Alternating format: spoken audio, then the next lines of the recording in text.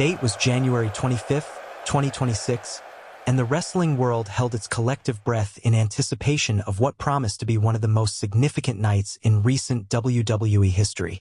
The undisputed WWE Universal Championship was on the line, but this was about so much more than just a title. This was about legacy, about dominance, about the return of a man who had held WWE in an iron grip for years. Roman Reigns, the original tribal chief, the head of the table, was back, and he was coming for what he believed was rightfully his. The arena was packed to capacity, with every seat filled and thousands more watching around the world. The energy in the building was unlike anything we had seen in months, a palpable electricity that made the air itself feel charged with potential. Signs dotted the crowd, some declaring their allegiance to the tribal chief, others proclaiming their support for the Scottish warrior Drew McIntyre. The WWE Universe was divided, passionate, and ready to witness history unfold before their eyes. Drew McIntyre had been carrying the Undisputed Championship with pride and honor, proving himself as a fighting champion who defended his title against all comers. The Scottish warrior had overcome incredible odds to reach this position, battling through the most dangerous competitors WWE had to offer. He had earned respect, admiration, and the right to call himself the top champion in the company. But tonight, he faced perhaps his greatest challenge yet, a challenge that came not just in the form of a returning superstar, but in the form of a force of nature that had dominated WWE like few others before him. The show opened with a video package that sent chills down the spine of every viewer. Dark, moody cinematography showcased Roman Reigns' incredible championship reign, the longest in modern WWE history, a reign that had seen him conquer legends and break the spirits of would-be challengers. The package highlighted his dominance, his psychological warfare, his ability to not just defeat opponents but to utterly destroy their confidence and their careers. Then it showed his absence, the void left in WWE when he stepped away, the questions about whether he would ever return, whether anyone could truly fill the massive shoes he had left behind. The video then shifted to Drew McIntyre, showing his journey to the championship, his battles, his victories, his emergence as the face of WWE in Reigns' absence. The contrast was stark and deliberate. Where Reigns ruled through intimidation and calculated domination, McIntyre fought with heart, honor, and warrior spirit.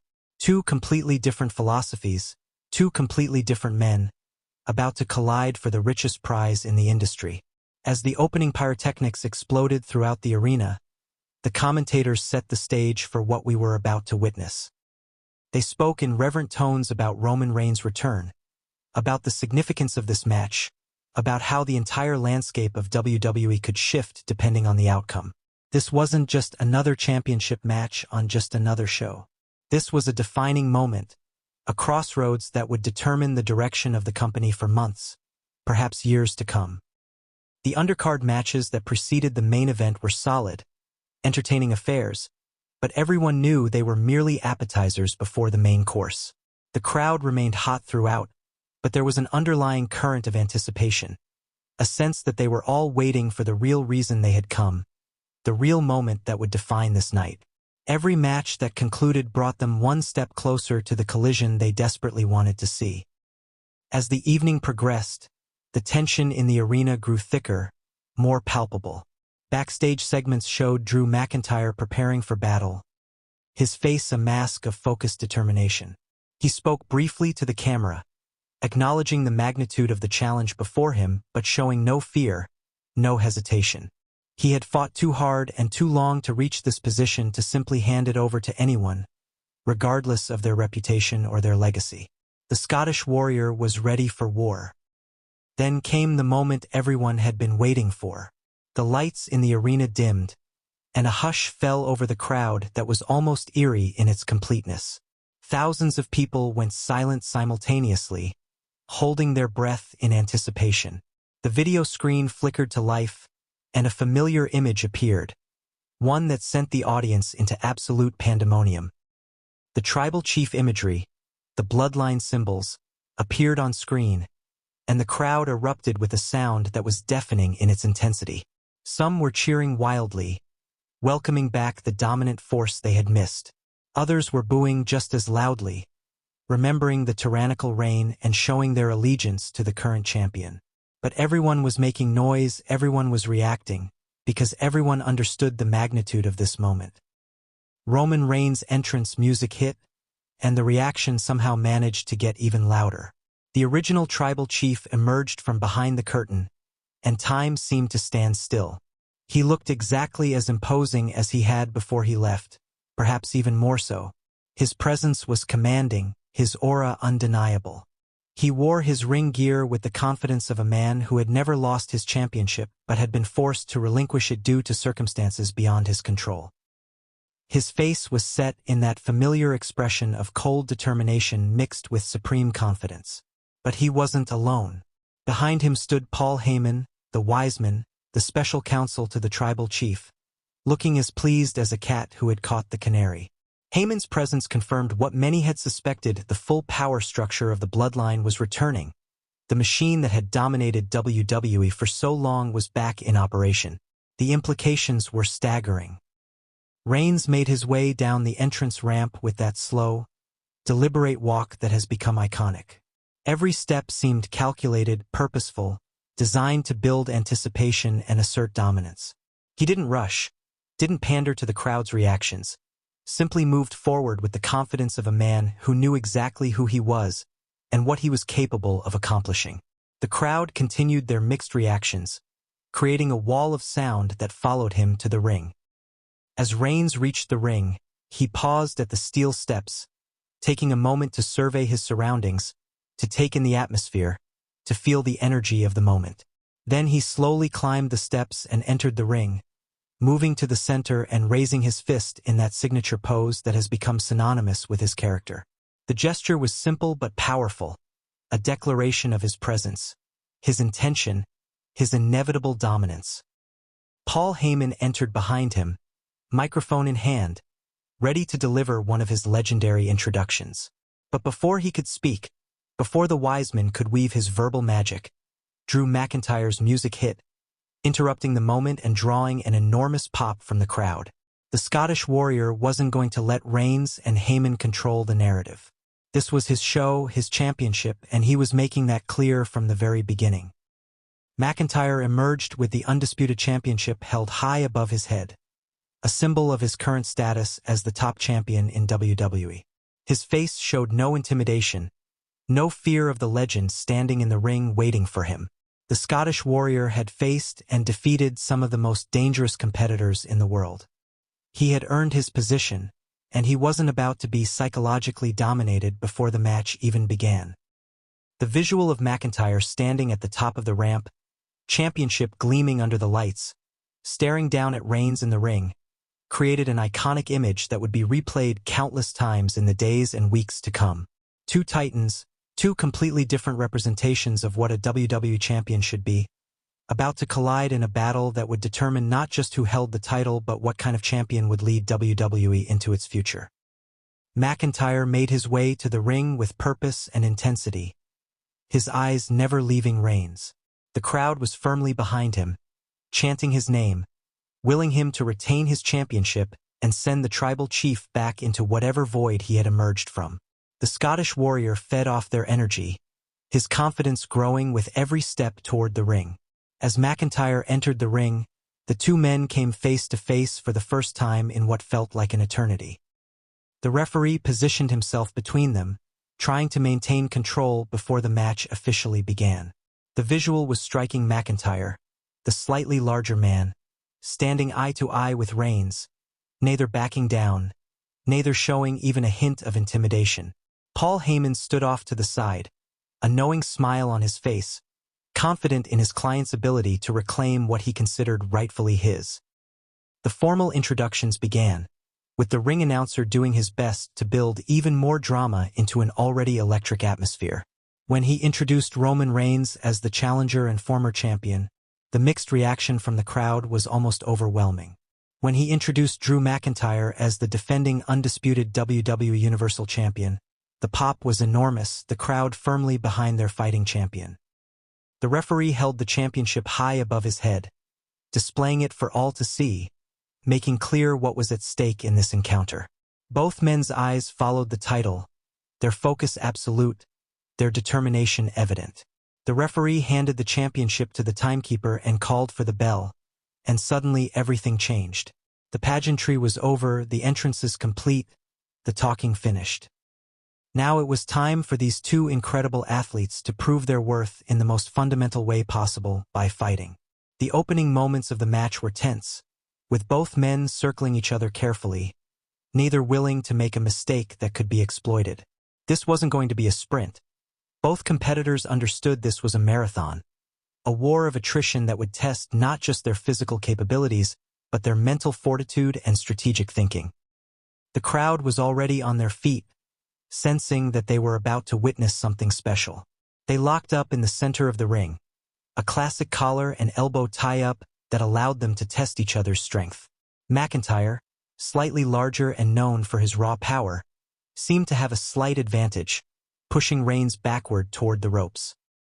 But the tribal chief showed his ring awareness and technical skill, using the ropes to force a break, then immediately creating distance, not allowing Mcintyre to press any early advantage. The opening exchanges were methodical and psychological as much as physical. Each man was trying to establish dominance, to impose their will, to show the other that they were the superior competitor. Reigns attempted to lock up again, but this time when they came together, he immediately transitioned into a side headlock, controlling Mcintyre's head and taking him to the mat, demonstrating his technical prowess and experience advantage. Mcintyre fought back to his feet, using his strength to lift Reigns and attempt to throw him off into the ropes, but the tribal chief maintained his grip, holding on to the headlock and forcing Mcintyre to expend energy trying to escape. This was vintage Roman Reigns psychology. Make the opponent work harder, tire them out, maintain control through superior positioning and technique rather than just raw power. Eventually, Mcintyre managed to shoot Reigns off into the ropes, but as the tribal chief rebounded, he leveled the Scottish warrior with a shoulder block that sent Mcintyre to the canvas. Reigns stood over him for a moment, asserting dominance, then hit the ropes himself. Mcintyre rolled to his stomach, forcing Reigns to hop over him, then popped up and attempted a leapfrog, but Reigns caught him in midair and transitioned smoothly into a slam that shook the ring. The early advantage was clearly with the tribal chief, his experience and ring awareness allowing him to counter and control the pace of the match. But Mcintyre was far from discouraged. The Scottish warrior kicked out forcefully when Reigns attempted an early cover, showing that it would take far more than a basic slam to put him away. Mcintyre rolled to the outside to regroup, creating distance and taking a moment to reassess his strategy. Reigns didn't give him much time to recover. The tribal chief followed Mcintyre to the outside, stalking him like a predator hunting prey.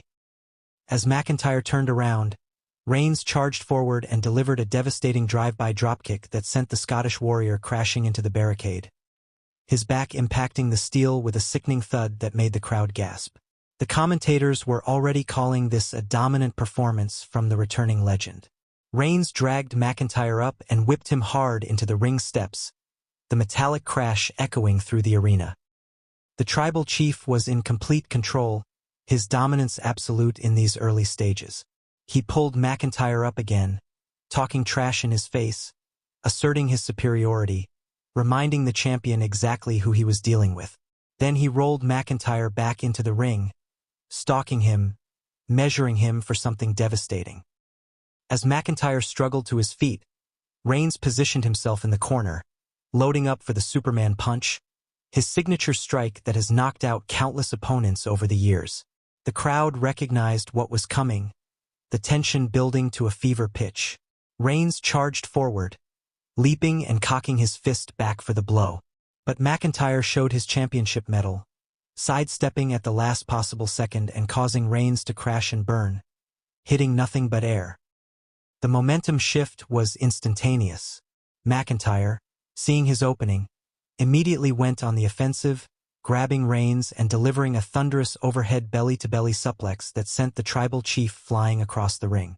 The crowd erupted, sensing that their champion was fighting back, refusing to be dominated by the returning legend. Mcintyre didn't hesitate, immediately pulling Reigns up and delivering a second belly-to-belly suplex, then a third, each one demonstrating his incredible power and changing the entire dynamic of the match. Reigns rolled to the corner, trying to create space and recover, but McIntyre was relentless now, charging forward and delivering a big boot that snapped the tribal chief's head back. The Scottish warrior was in full warrior mode, unleashing the aggression and power that had made him champion in the first place. He pulled Reigns out of the corner and hoisted him up for a delayed vertical suplex, holding him in the air for several seconds, letting the blood rush to his head, demonstrating his strength while also punishing his opponent. When McIntyre finally completed the suplex, the impact shook the ring. He went for a cover, hooking the leg aggressively. The referee counted 1, 2, but Reigns kicked out with authority, showing that despite the punishment, he was far from finished. McIntyre didn't seem discouraged. If anything, he seemed energized, motivated by the challenge of putting away one of the most dominant champions in WWE history. The match continued at a blistering pace, with McIntyre maintaining his advantage through raw power and aggression. He whipped Reigns into the ropes and caught him with a massive Claymore kick. Or at least he attempted to. Reigns, showing incredible ring awareness, managed to catch McIntyre's leg in midair and transition immediately into an ankle lock, demonstrating his technical prowess and ability to counter even the most devastating moves. McIntyre scrambled desperately toward the ropes, the pain evident on his face as Reigns wrenched on the ankle, trying to weaken the foundation that the Scottish warrior's power game was built upon. The crowd was chanting for McIntyre, willing him to reach the ropes, their energy palpable in the arena. McIntyre's fingertips grazed the bottom rope, then grasped it firmly, forcing the referee to call for the break. Reigns released the hold but immediately grabbed McIntyre's leg and dragged him back to the center of the ring, looking to apply the hold again. But McIntyre, showing his fighting spirit, kicked Reigns away with his free leg, sending the tribal chief stumbling backward into the corner. Both men scrambled to their feet, and the match entered a new phase, with both competitors now fully aware of each other's capabilities and dangers. The action spilled to the outside again, with both men exchanging brutal strikes on the floor. McIntyre whipped Reigns into the barricade, then charged forward looking for a Claymore kick against the barrier. But Reigns moved at the last second, and McIntyre's leg crashed into the steel, the impact potentially damaging the very limb that delivered his finishing move. Reigns immediately capitalized, grabbing the leg and slamming it into the ring post, then doing it again and again, methodically breaking down his opponent. Back in the ring, Reigns continued to work over McIntyre's leg, applying various submission holds and delivering targeted strikes designed to weaken the limb. The psychology was perfect. Take away McIntyre's mobility and power, make it impossible for him to deliver the Claymore kick, and the path to victory becomes much clearer.